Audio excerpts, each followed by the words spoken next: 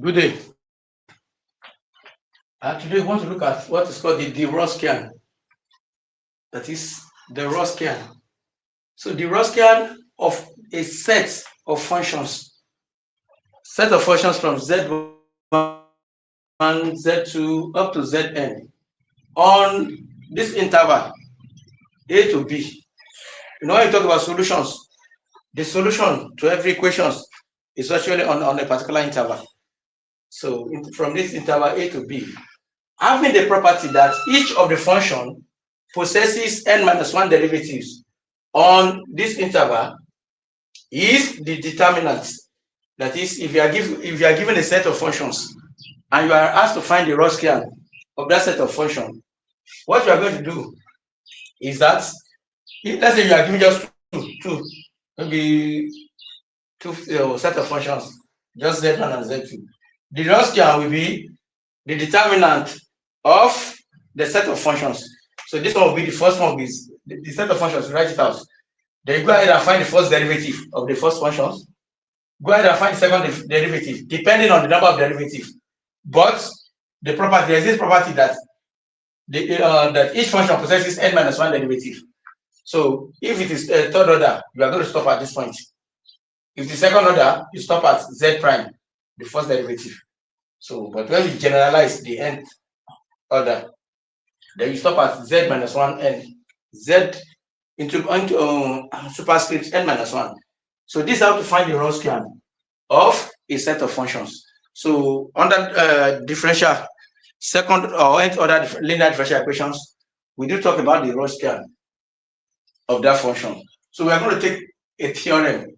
We are going to take one theorem under the Wronskian of a function. But just take note that if you are asked to find the Wronskian of a function of a set of functions, what we are required to do is that you find the determinant of that of the set of functions. So let's take this important theorem under the Wronskian. Let's take this important theorem. So maybe we call this theorem 2. Theorem 2. Let's call it theorem 2. Theorem 2. So if the Wronskian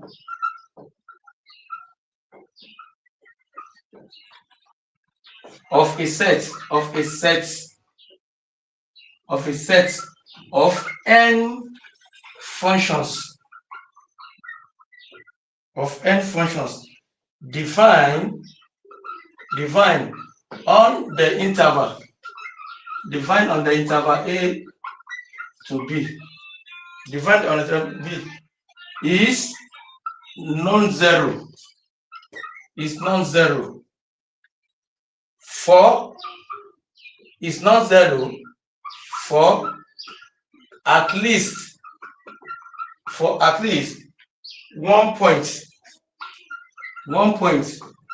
on this interval. For at least 1 point on this interval, then the set of functions is linearly independent. The set of functions is linearly independent there. So this is the theorem.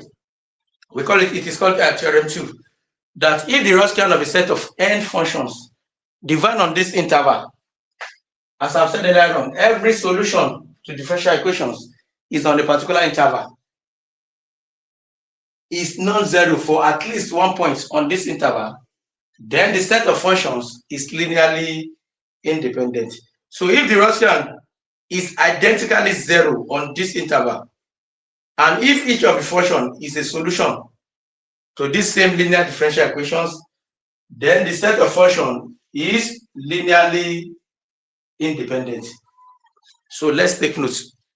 I want us to take notes. So by the time we give example on how to find the Wronskian of a set of functions, we are going to understand this theorem better. But just take note that if you are asked to find the Wronskian of a set of functions on a particular interval, we must have it at the back of our mind, the property that Each function possesses n minus 1 derivative on this interval. And by the time we find the determinant of the set of functions actually represents the Wronskian of that function. Thank you.